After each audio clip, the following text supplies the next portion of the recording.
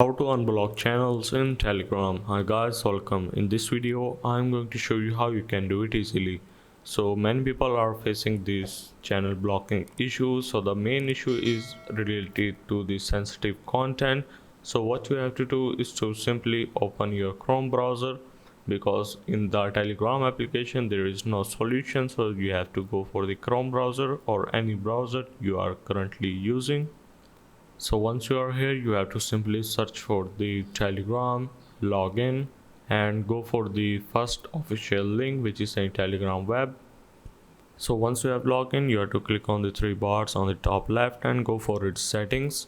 Once you are in settings, you have to go for the privacy and security, and in here you have to scroll down to the sensitive content, and as you can see, disable filtering. You have to simply enable this option and it will automatically unblock all the blocked channels on your Telegram. So then you can simply refresh your Telegram and you can see all the content in that particular channels.